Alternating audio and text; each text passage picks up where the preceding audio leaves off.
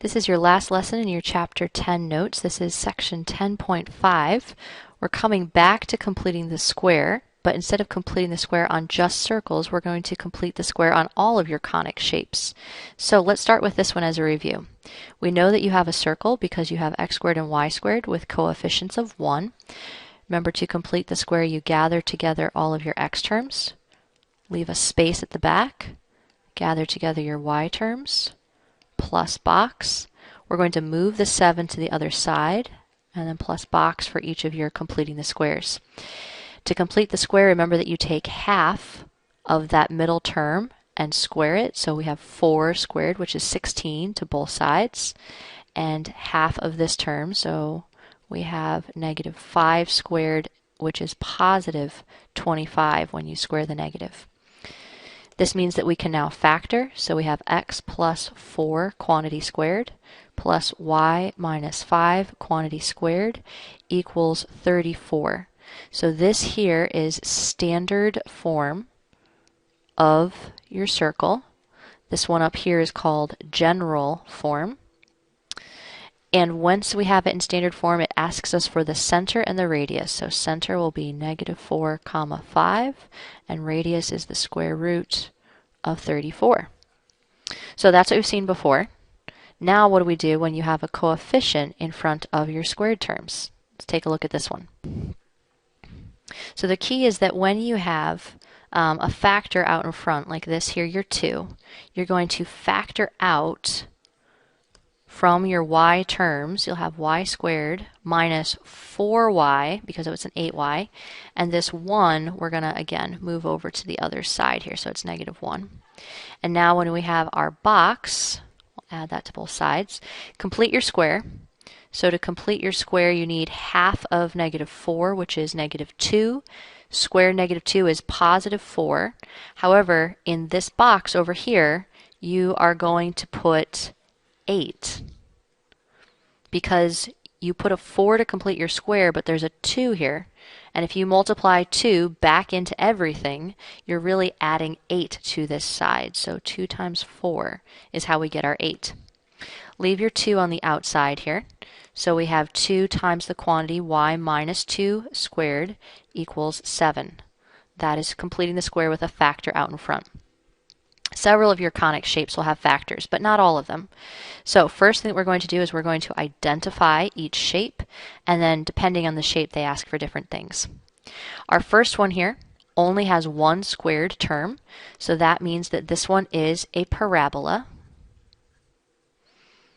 And we will gather together our x squared terms, leave a box, leave the y by itself. There's nothing else with it, so there's nothing to, quote, complete, and move the 19 over.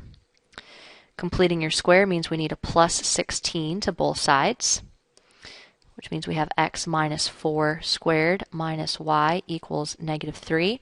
Standard form for this one means that we actually need to add y to both sides and move the 3 over to both sides. So we get x minus 4 squared plus 3 equals y. This is standard form for our parabola. It asks us for a parabola to give the vertex. So vertex for this one is positive 4, positive 3. All right, next shape that you have here. It has the x squared and the y squared. However, you have coefficients not equal to 1, so it's not a circle.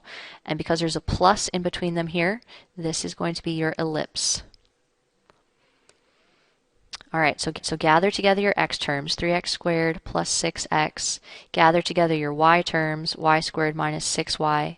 Move the 3 over.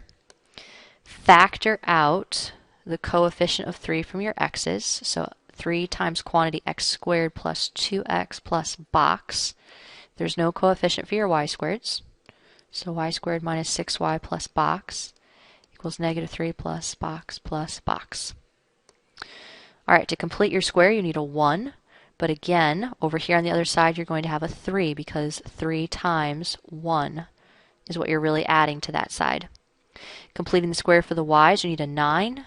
And there's no coefficient, so it's just plain 9. 3 times the quantity x plus 1 squared plus y minus 3 quantity squared equals 9.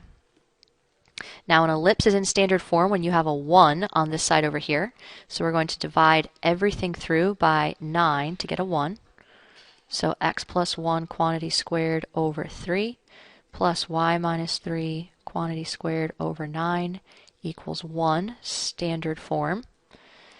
And for an ellipse, they wanted us to give the center. So the center for this one will be -1, +3. And then for our last one here, you have your x squareds and your y squareds with different numbers, and there's a minus in between them, so we know that this one is the hyperbola. So for the hyperbola, gather together your terms. 9x squared, there's no other x's, so don't worry about it. Factor out the 4 for your y's. So you have y squared plus 6y plus box equals 72 plus box. Complete the square is a 9. -4 times 9 is -36. So we have 9x squared minus 4 y plus 3 parentheses squared equals +36. Same thing as the ellipse. We have to have a 1 on this side. So we'll divide everything through by a 36, which gives us x squared over 4 minus y plus 3 quantity squared over 9 equals 1. And the center will be 0, -3. So a lot of things in here you want to make sure you look at to review. One is completing the square with a factor out in front, which is what we've seen a couple times here. But the second thing you need to be really familiar with is knowing your standard form of your equations, so what these look like in standard, and also being able to identify what they look like when they're written out in general.